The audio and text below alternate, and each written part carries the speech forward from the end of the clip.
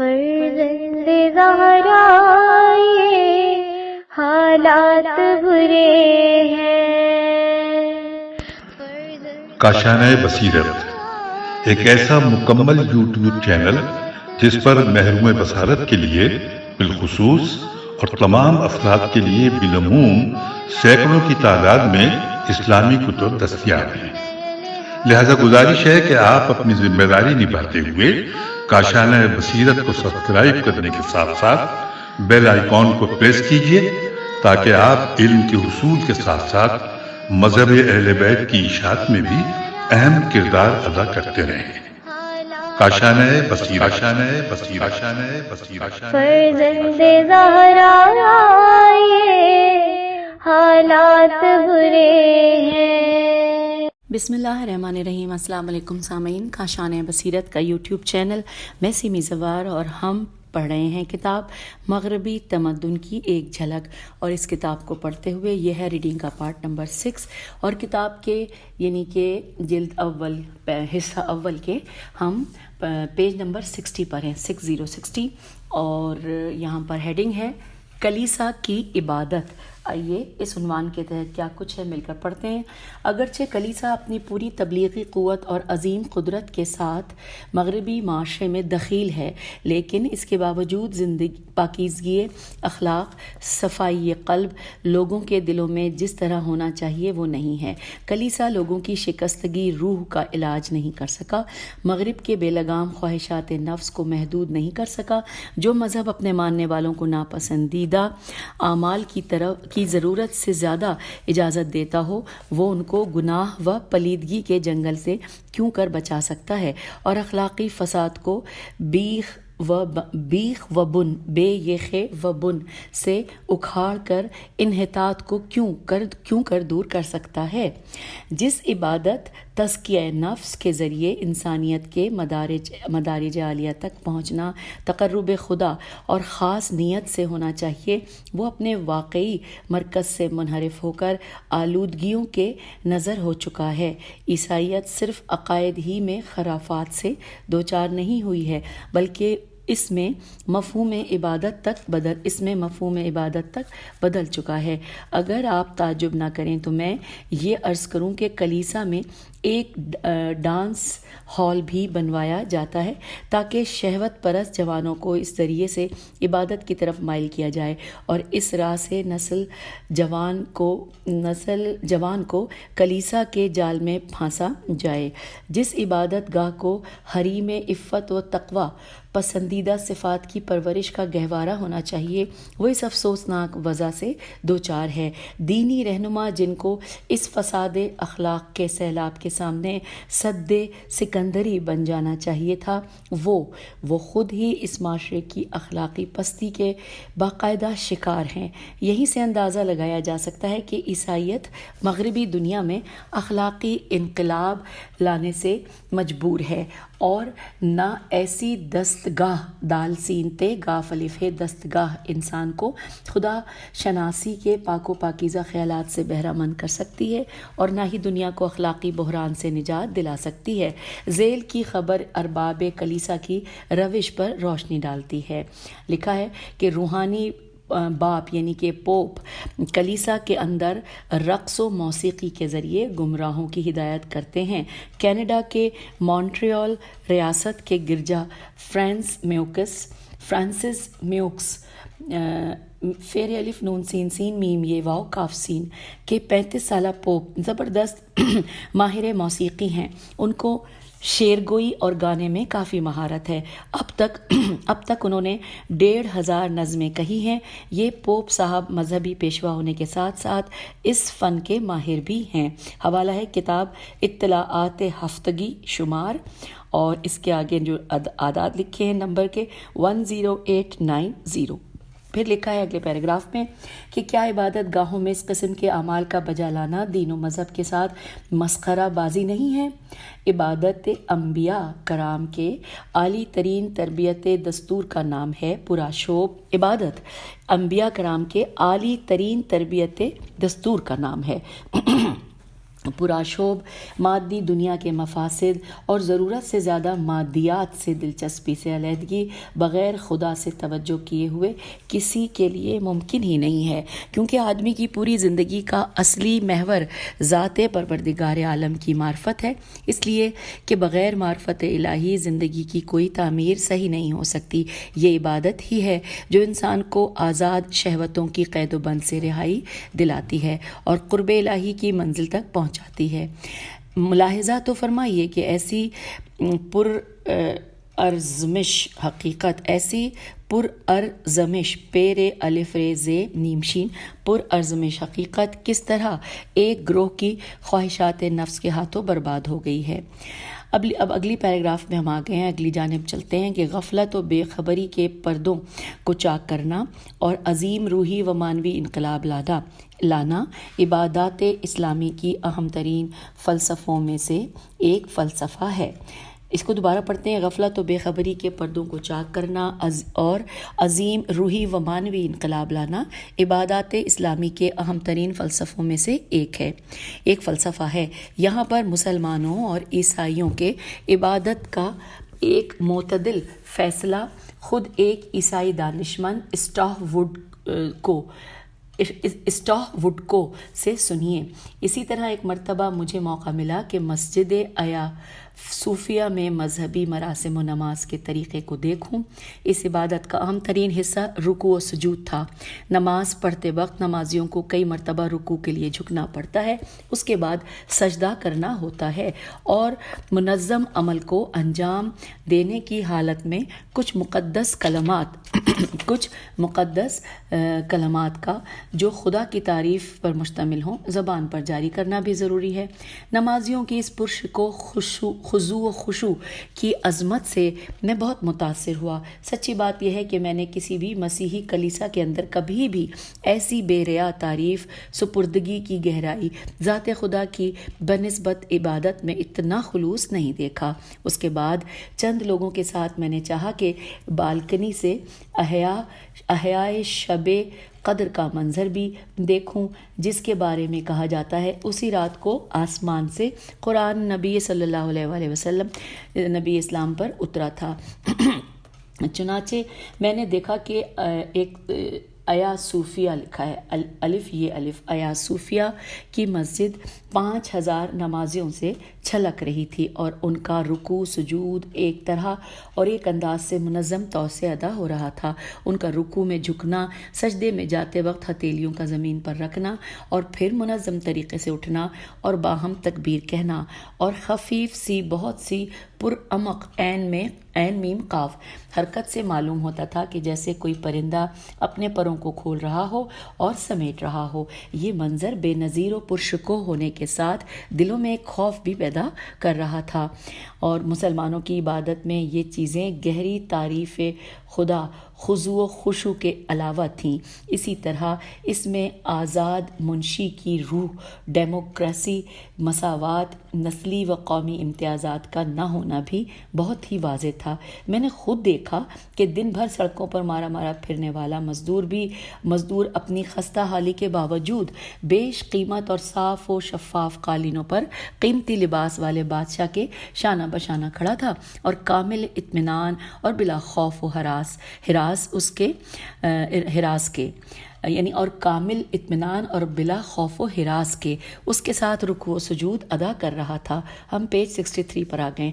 میں نے موٹے تازے بدحیت کالوں کو دیکھا کہ بہترین قیمتی لباس پہنے ہوئے ترکوں کے ساتھ مذہبی مراسم ادا کرنے میں مشغول تھے۔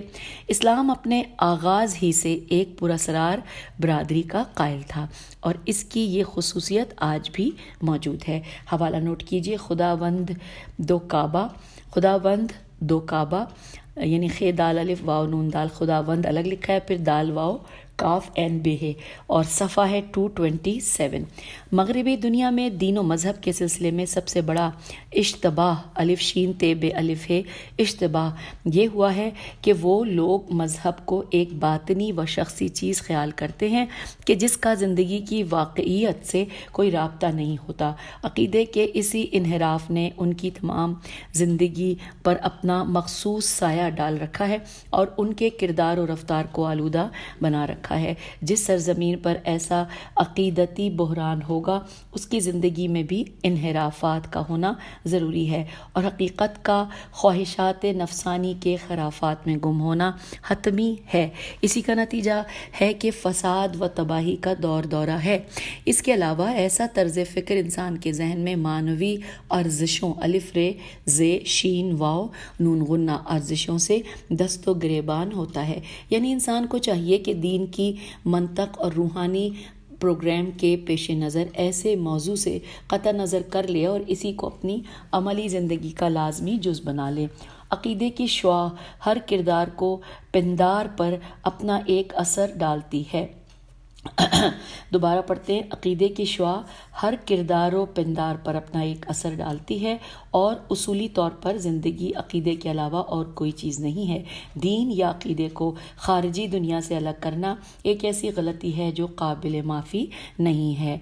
फिर लिखा है कि डैम्परी डाल ये मीम पे ये रे छोटी है डैम्परी अपनी किताब नज़ाबीन दीनो दानिश नून जे आइन नज़ाबीन दीनो दानिश ये किताब का नाम है, उसमें लिखता है कि और इस इश्तबाह को हल करता है कि कुस्तुनतीन ही ऐसा शख्स है काफ सीन तोय नून ही ऐसा शख्स है कि जिसने दीन मसीहियत को अपने दौरे हुकूमत में हतमी व लाजमी करार दिया था और बुत परस्तों को ईसाई मज़हब में दाखिल करने की गर्ज से बहुत सी बुत परस्तों की रस्मों को मज़हब का जुज़ करार दे दिया था।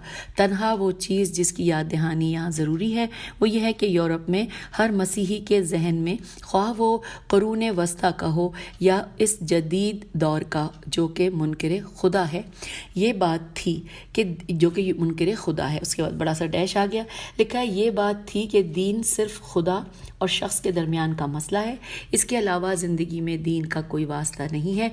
दूसरे लफ्ज़ों में यूँ वाज़े किया जाए कि अक़ीदा जो भी है उसका ताल्लुक़ आदमी के दिल की गहराइयों से होता है, लेकिन ज़िंदगी पूरी की पूरी अक़ीदे से अलहदा चीज़ है। यहाँ पर ये चैप्टर मुकम्मल हुआ।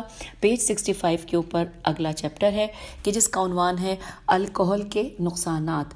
आइए मिलकर पढ़ते हैं। शराब व नशावर चीज़ों का रोज़ अफजों बकसरत इस्तेमाल रूह माशरे को तबाह और बर्बाद कर रहा है और इसीलिए मनहूस व नाहंजार किस्म की मुसलसल खराबियाँ जो अज़रुए अखलाक दीन रूह मज़हब अफराद व माशरे को नुकसान पहुँचा रही हैं उनका इनकार नहीं किया जा सकता। कोई भी अक्लमंद इन बुराइयों की तरफ से चशम पोशी नहीं कर सकता। कोई ऐसा साल नहीं गुजरता जिसमें अल्कोहल के रसिया हज़ारों की तादाद में अस्पताल न पहुँचते हों और हज़ारों अफराद कत्ल खुदकुशी खयानत चोरी रुसवाई जैसे अजीम जुर्म का इर्तिकाब न करते हों। बहुत से अफराद का नज़रिया है कि शराब पीने से रंजो गम से छुटकारा हासिल हो जाता है, लेकिन दर हकीकत ये लोग इस तरह ज़िंदगी की मुशक्क़तों और सख्तियों के मुकाबले में एतराफ़ शिकस्त व नातवानी करते हैं और ज़िंदगी की नामुनासिब सख्तियों के सामने घुटने टेक देते हैं। जब भी नामुनासिब व मुश्किलात ज़िंदगी की वहशत अंगेज़ सदा उनके कानों से टकराती है, ये बादानोशी की पनाह लेने लगते हैं ताकि ज़िंदगी के इन गमों से आलमे ख़याल में ही सही कुछ देर के लिए सुकून तो मिल जाए। ये बहाने जिनकी बिना पर इंसान मेगसारी की तरफ मीम ये गाफ सीन अलिफ रे छोटी है मेगसारी की तरफ माइल होता है, उनसे शराब ख्वारी का जवाज़ नहीं साबित हो सकता। फिर लिखा है जाम व शराब का वजूद ही माशरे की बीमार होने की दलील है और ये ऐसी हस्ती सोज बीमारी है जिसका इलाज तरतीब रूही व फ़िक्री के बग़ैर मुमकिन नहीं है। अक्लमंद इंसान की कोशिश होती है कि वो बादए इल्म दानिश से सरमस्त हो, ना ये कि जामो मीना से टकराए। اس کا نتیجہ دیوانگی اور انسان کو درجۂ بہائم میں پہنچانا ہوتا ہے۔ اب ہم آ گئے پیج 66 پہ، لکھا ہے ایک مرتبہ مجھے ہیمبرگ میں یہودیوں کی ایک بہت خوبصورت عبادت گاہ دیکھنے میں کا اتفاق ہوا۔ ہلکی پھلکی پرشکو عمارت ہر دیکھنے والے کی توجہ اپنی طرف مبذول کر لیتی تھی۔ سرپرست عبادت گاہ کے ذریعے اس کے مختلف حصوں کو دیکھنے کا موقع ملا۔ جس چیز نے مجھے متحیر کر دیا وہ یہ تھی کہ شراب نوشی کے لیے ایک مخصوص ہال بنایا گیا تھا۔ میں نے بہت صحیح تاثر کے ساتھ پوچھا کہ کیا عبادت خانوں میں بھی شراب نوشی کی جاتی ہے؟ اس نے جواب میں کہا کہ ہاں، لیکن یہ عام لوگوں کے لیے نہیں ہے، بلکہ مخصوص افراد جب یہاں آتے ہیں تو ان کے لیے سہولت مہیا کی جاتی ہے۔ لکھا ہے شراب نوشی کی کثرت کے معاشرے کے رہبروں اور دانش مندوں کو وحشت زدہ کر دیا ہے۔ اس لائن کو دوبارہ پڑھتے ہیں۔ شراب نوشی کی کثرت نے معاشرے کے رہبروں اور دانش مندوں کو وحشت زدہ کر دیا ہے۔ اس کا مقابلہ کرنے کے لیے بہت سی انجمنیں بنائی گئیں، مثلا سازمان مبارزہ باعقل، پھر ہے باعقل، اس کو ہجے کریں کیا کر لیتے ہیں، سین الف ز میم الف نون سازمان نیم بے الف ریز مبارزہ بے عقل، بے الف اور الف لام کاف لام بے الکل ہے میرے خیال ہے، ہجے تو کر دی میں نے، بے الف لام کاف پہ بھی پیش ہے اور با پہ زبر ہے۔ لیکن ایسی موذی بیماریوں کا علاج اس قسم کے انجمنوں کے بس کی بات نہیں ہے، کیونکہ اس قسم کے اقدامات مزید اس خانمہ برباد مرض میں زیادتی کا سبب بنتے ہیں، اور اب تو اس بات کا خطرہ لاحق ہو گیا ہے کہ کہیں متحرک طبقہ اور نسل جوان طبقہ شراب خوران میں نہ بدل جائے۔ ذیل کے اعداد و شمار بدبختی کی روشن مثالوں میں سے ایک ہیں۔ بین المللی 24 کانفرنس کے اتباع کے تحقیقات کے مطابق فرانس میں شراب نے مندرجہ ذیل افراد کے عقل و روح کو متاثر کیا ہے۔ اسپتالوں میں داخل ہونے والی عورتوں میں 20%، مردوں میں 60% الکحل کے عادی تھے، 70% دیوانوں اور 40% بیماریوں میں الکحل کی آمیزش تھی۔ انگلستان کی تحقیقاتی ٹیم کے نزدیک یہ بات پایۂ ثبوت کو پہنچ چکی ہے کہ 95% دیوانے الکحل کے عادی ہوتے ہیں۔ حوالہ ہے مجلہ تندرست۔ پھر لکھا ہے کہ فرانس کے وزیر صحت نے وہاں کے الکحل سے مرنے والوں کی تعداد جب نشر کی ہے تو اخباروں نے کہا کہ یہ تعداد جھنجھوڑ دینے والی ہے۔ اس نشریے میں بتایا گیا ہے کہ الکحل کے کثرت استعمال سے 1956 میں مرنے والوں کی تعداد 20,000 تھی۔ شراب کے سلسلے میں بین المللی کمیٹی کے چیئرمین نے بتایا فرانس میں 25% کار سے ہونے والے حادثات اور 57% موٹروں کے حادثات الکحل کی کثرت استعمال کا نتیجہ ہوتے ہیں۔ حوالہ ہے مجلہ تندرست، شمارہ 125 سال 5۔ پھر لکھا ہے کہ پائن کارے پین کیئر بھی ہو سکتا ہے، پین کیئر فرانس کے رئیس، یا پائن کارے پے الف حمزہ نون کاف الف رے بڑی ہے، فرانس کے رئیس جمہوریہ نے جو الکحل کے تحقیقاتی کمیٹی کے صدر بھی ہیں، بین المللی جنگ کے موقع پر یہ الف لام میم لام لام چھوٹی یہ ہے، بین المللی جنگ کے موقع پر ایک اعلان اس طرح کیا کہ اے فرانس کے بیٹوں، تمہارا سب سے بڑا دشمن الکحل کا استعمال ہے۔ جرمنی سے جنگ کرنے سے پہلے تم کو ان نشہ آور چیزوں سے جنگ کرنی چاہیے۔ 1870 عیسوی میں شراب خوری کے نتیجے میں جو جانی و مالی نقصان ہوا تھا وہ اس جنگ سے ہونے والے نقصان سے کہیں زیادہ تھا۔ تمہارے نزدیک جو شراب لذیذ ہے وہی تمہارے لیے زہر قاتل ہے، یہ تم کو وقت سے پہلے بوڑھا کر دے گی، تمہاری آدھی عمر کو برباد کر دے گی، تمہارے بدن پر کمزوریوں اور بیماریوں کے مسلسل حملے ہونے لگیں گے۔ فرانس کے اسپتالوں میں 40% بیماریوں کو الکحل کا نتیجہ بتایا جاتا ہے۔ نرسنگ ہوموں کے 50% دیوانے نشاور چیزوں کے استعمال سے دیوانے ہوئے ہیں۔ فرانس کے بچوں کے اسپتالوں میں بھی 50% بچوں کی بیماری ان کے ماں باپ کے الکحل کے عادی ہونے کی وجہ سے ہے۔ فرانس کی عدالتوں کا 60% خرچ الکحل سے متعلق ہوتا ہے۔ حکومت فرانس کے خزانوں پر ہر سال اسپتالوں، نرسنگ ہوموں اور بینکوں کی وجہ سے 325، اب جو آگے ورڈ لکھا ہے اس کی مجھے ہجے کرنی ہے، میم یہ، لام یہ، الف رے دال کا، اب یہ ملیارڈ، 325 ملیارڈ کا بار الکحل کے استعمال کی وجہ سے پڑتا ہے۔ الکحل انسانی اموات کی کثرت کا سبب بنتا ہے۔ مردوں میں 55%، 55%، عورتوں میں 30% موتیں الکحل کی وجہ سے ہوتی ہیں، اور 95% بچوں کے قاتل الکحل کے عادی ہوتے ہیں۔ 60% ناکارہ و بدکار جوان الکحل کے عادی والدین سے پیدا ہوتے ہیں۔ حوالہ ہے خواندینہا شمارہ 75 سال 26۔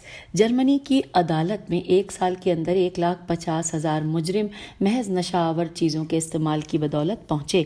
اسی طرح 1878 عیسوی میں گناہ گار عورتوں کے بارے میں جن کے گناہ کی وجہ الکحل کا استعمال تھا، جرمنی کی عدالت سے 54348 قطعی حکم لگایا گیا، کہ جبکہ یہی تعداد 1914 عیسوی میں 60,031 تک پہنچ گئی، اور اتازونی الف تے الف زیوا و نون چھوٹی ہے، اتازونی کے ایک وزیر نے اپنی تقریر میں کہا کہ امریکہ نے 10 سال کی مدت میں 18,000 ملین مشروبات پر خرچ کیا، جس کے نتیجے میں 3,000 جوانوں کو دارالمساکین، 1.5 لاکھ کو قید خانے، 1,500 کو قتل، 2,000 کو خودکشی، 2 لاکھ عورتوں کو بیوہ اور 1 ملین بچوں کو یتیم ہونا پڑا۔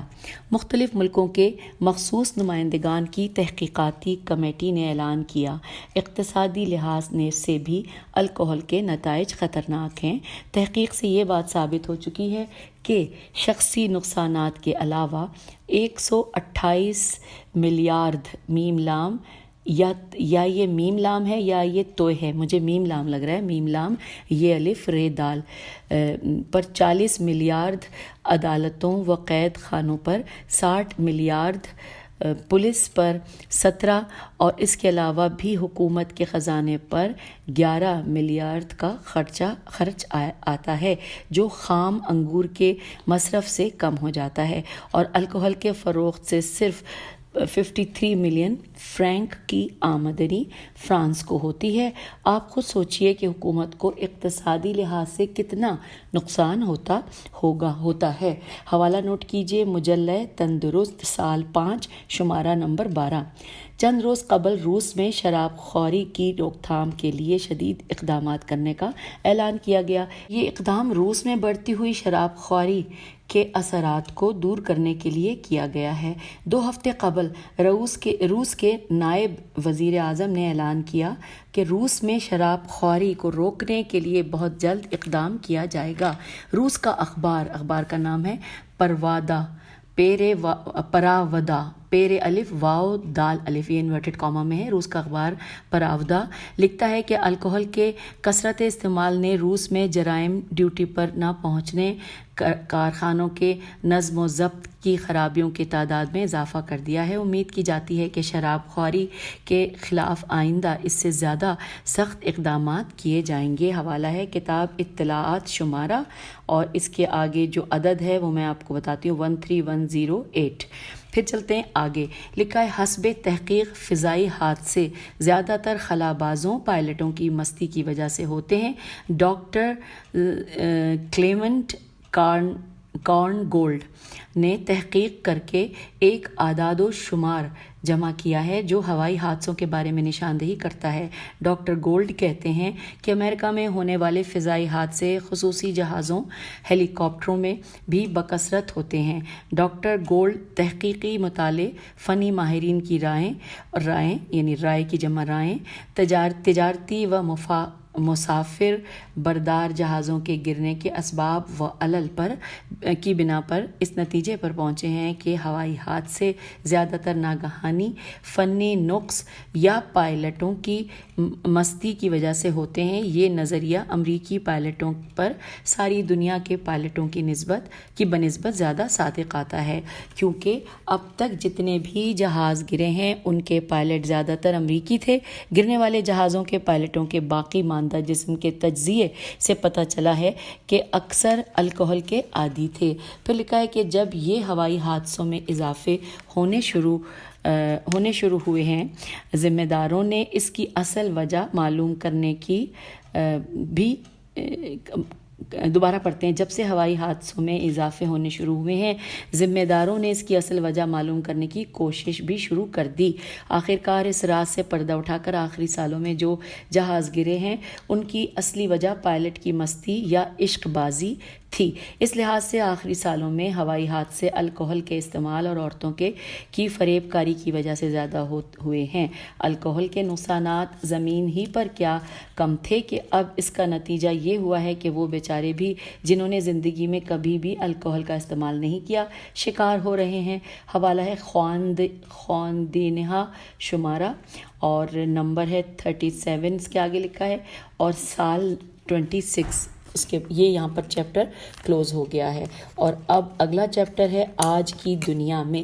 آئیے مل کر پڑھتے ہیں۔ اس میں نیچے دیا گیا ہے کہ زندگی کے تناقضات، ت ن ا ق ض ا ت، آج کی دنیا میں زندگی کے تناقضات لکھا یوں ہے کہ تمام چیزوں میں خصوصاً مادی زندگی میں روز افزوں سرمایہ داری اور صنعتی انقلاب کی وسعت نے ایک عمیق عین میم یہ قاف شگاف پیدا کر دیا ہے۔ صنعتی ٹیکنیکل ترقی نے بڑے بڑے سرمایوں کو کمپنیوں اور ٹرسٹوں کی صورت میں ایجاد کیا ہے، جس کے نتیجے میں کچھ افراد جن کی زندگی افسانوی اور خوبصورت ہے تو دنیا کی ہر لذت سے بہرہ اندوز ہیں، اور نہ صرف یہی کہ خود لذت اندوز ہیں بلکہ انہوں نے اپنے کتوں بلیوں کے لیے بھی زندگی کی تمام سہولتیں مہیا کر رکھی ہیں۔ اور اس کے مقابل کچھ لوگ ایسے ہیں جو اپنا پیٹ بھی نہیں بھر پاتے، زندگی کی پہلی ضرورتوں یعنی کہ روٹی، مکان، کپڑا تک سے محروم ہیں۔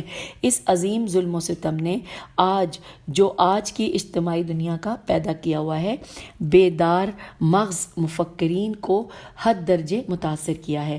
ماضی میں جو بدبختیاں ایک مختصر سے دائرے میں محدود تھیں، آج وہ وسیع تر دنیا کے گوشے گوشے میں پھیل گئی ہیں۔ آج کتنے ہی افراط و تفریط کے مسائل تناقض امور نفرت انگیز صورت میں ہمارے سامنے جلوہ نما ہیں۔ ترقی یافتہ ممالک کی اقتصادی ترقی کے لیے کوشش کرنا نہ صرف یہ کہ تمام انسانوں کے لیے نفع بخش نہیں ہے، بلکہ چونکہ یہ ممالک صرف اپنی ترقی کے فکر میں ہیں، اسی لیے اس کا نتیجہ بہت سے ملکوں قوموں کے انحطاط کی صورت میں ظاہر ہوتا ہے، اور روز بروز طبقاتی شگاف وسیع سے وسیع تر ہوتا چلا جا رہا ہے۔ آج دنیا کے بیشتر حصے میں فقر و فاقے نے ظلم و ستم کے پہاڑ توڑ رکھے ہیں۔ ہم پیج 71 پہ آ گئے۔ توڑ رکھے ہیں۔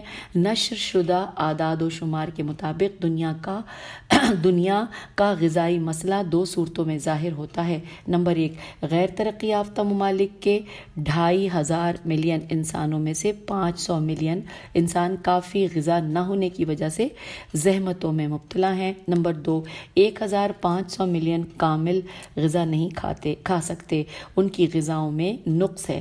ڈائریکٹ یا انڈائریکٹ سالانہ 8 ملین آدمی بھوک، فقر و فاقے سے مر جاتا ہے۔ صرف برازیل میں ناکافی غذا کی وجہ سے سالانہ 2.5 لاکھ بچے مر جاتے ہیں۔ ہندوستان میں اس کی تعداد اور زیادہ ہے۔ امریکہ کے ایک معمولی گھرانے کی بچی ہوئی غذا ہندوستان کے ایک گھرانے کے لیے 4 دن تک کافی ہو سکتی ہے۔ حوالہ ہے کتاب مجلہ فردوسی مورخ اور نمبر لکھا ہے 28، 7 اور 48۔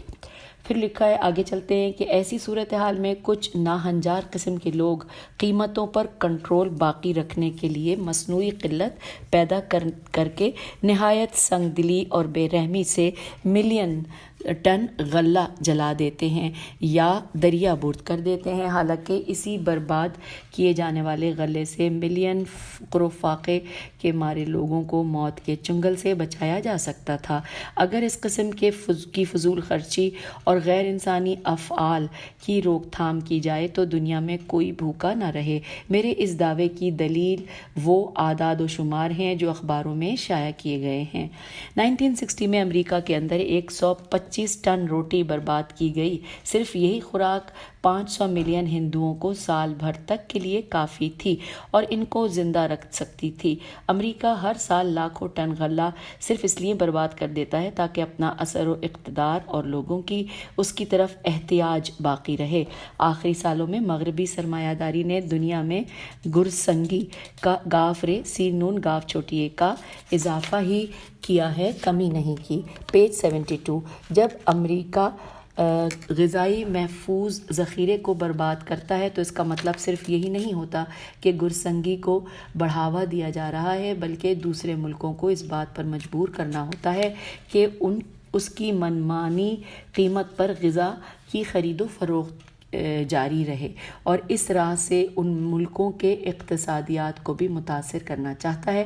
یہ برباد شدہ ثروت در حقیقت کچھ خود پسند لوگوں کا ہتھیار ہے جس سے وہ ملین بے گناہ انسانوں کو قتل کرنا چاہتے ہیں۔ حوالہ ہے روشن فکرش 719۔ آگے چلتے ہیں، لکھا ہے کہ مشہور فلسفی برنارڈ رسل بیرے ٹیرے الف نون ڈال برٹرنڈ رسل، اس کی اردو سامعین کرتے ہیں تو بہت مشکل ہوتا ہے پڑھنا۔ لکھتا ہے کہ 14 سال پہلے امریکہ نے اپنے کسانوں سے فاضل گیہوں خریدنے کے لیے 4 ملیار ملیار ڈالر منظور کیا تھا۔ امریکہ کے ذخیروں میں ملینوں ٹن گیہوں، جوار، پنیر، مسکا برباد کر دیا جاتا ہے تاکہ عالمی منڈی میں قیمتیں گرنے نہ پائیں۔ اب پنیر و مسکا کے بڑے بڑے پہاڑ رنگ کر غیر قابل استعمال بنا دیے جاتے ہیں تاکہ لبنیات کی قیمت گرنے نہ پائے۔ اگر یہی صورتحال رہی تو آئندہ یہ دھماکہ بھی بن سکتی ہے، البتہ اگر زندگی کے فارمولے ہی بدل جائیں تو بات اور ہے۔ اس شیطانی ننگ فعل کا مقصد سوائے اس کے کچھ نہیں کہ فقر و فاقہ عام ہو جائے اور اخلاق و ایمان کا خاتمہ ہو جائے۔ مشہور فلسفی سوروکن الف بڑی سین واو رے واو کافی نون سوروکن لکھتا ہے کہ فنی صنعتی تکنیکی ترقی کے باوجود ہم پہلے زمانوں کے لحاظ سے کہیں زیادہ اخلاقی و انسانی فقر کا احساس کر رہے ہیں۔ صنعتی ترقی والے ممالک کا معاشرہ تنگ دست و عقب ماندہ معاشرے سے اخلاقی برتری کا دعویٰ نہیں کر سکتا۔ آج کا تمدن تناقض تینون الف قاف زواد و تضاد تے زواد الف دال سے بھرا ہے۔ گفتار میں تناقض، کردار میں تناقض، پندار میں تناقض، احساس و اندیشے میں تناقض، غرض یہ کہ ہر جگہ تناقض ہی تناقض ہے۔ یوں تو یہ لوگ اپنے بلند بانگ دعوے میں تمام انسانوں کی برابری کا دعویٰ کرتے ہیں، لیکن عملاً ہر قسم کا امتیاز برتتے ہیں۔ اخلاقی، فکری، مذہبی، اقتصادی، سیاسی، روحانی، اجتماعی، خاندانی نابرابری پر زور و شور سے عمل کرتے ہیں۔ دعویٰ تو یہ ہے کہ انسان پر انسان کی حکومت انسان کی فلاح و بہبود کے لیے ہے، اور اسی دعوے کو اپنا سیاسی حربہ بنا لیا ہے، لیکن عملی طور پر شخصی حکومت اور ڈکٹیٹری کرتے ہیں۔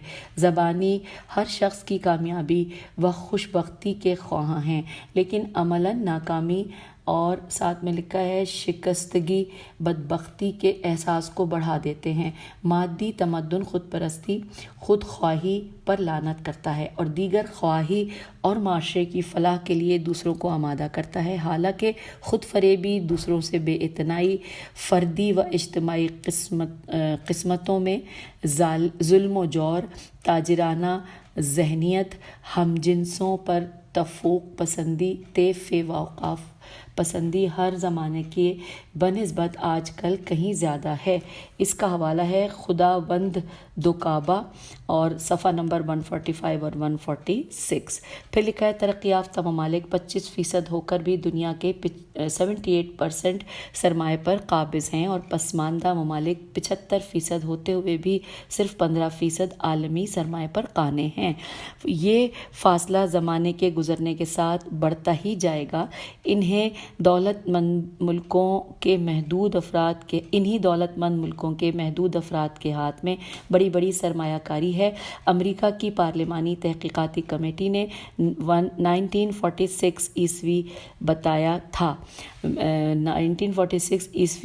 تھا صرف امریکہ کی 5% بڑی کمپنیاں کلی سرمایہ کے 80% سے زیادہ پر قابض ہیں اور 60% سے زیادہ صنعتی کاریگر ان کے پاس ہیں اور تمام کارخانوں کے خالص 88% سود پر ان کا قبضہ ہے. حوالہ ہے یہاں پر مشہور ماہر سیمینل گوئک سین یہ میم یہ نون لام کویک کاف واو یہ گاف کویک صفحہ نمبر 157. آگے چلتے ہیں. لکھا ہے کہ اقوام متحدہ کے زراعت و خوراک کے صدر کہتے ہیں کہ ابھی دنیا میں 2/3 آبادی برابر گرسنگی گاف رے سین نون گاف چوٹیے کا شکار ہے اور تقریباً 1.5 ملیارڈ انسان اس وحشت ناک اجتماعی بلا سے چھٹکارا پانے کے لیے معقول وسیلہ نہیں رکھتے. اس میں حوالہ ہے انسان گر سنزور زویبا 2 کاستروش. کتنا مشکل تھا پڑھ لیا. لکھا ہے آگے لکھا ہے کہ نمبر لکھا ہے 8 اور صفحہ نمبر 26. پھر لکھا ہے کہ جارج ڈی کیسٹرو نے دنیا کے ملینوں انسانوں کی گرسنگی کی علت بیان کرتے ہوئے کہا کہ میں نے ایک مرتبہ سابق رئیس جمہوریہ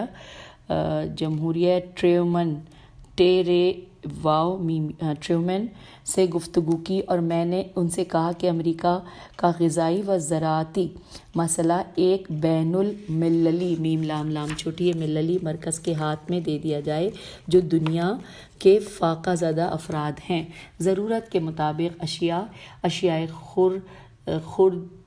خوردنی یہ آدھا مٹا ہوا ہے اشیاء خوردنی کو تقسیم کر سکیں. انہوں نے کہا کہ میں رئیس جمہوریہ امریکہ ہوتے ہوئے اس پیشکش کی تائید نہیں کر سکتا کیونکہ سیاسی اغراض سے بالا ہو کر کسی کی مدد نہیں کی جا سکتی. تو یوں سامعین پیج 74 پر ہم نے یہ چیپٹر مکمل کیا.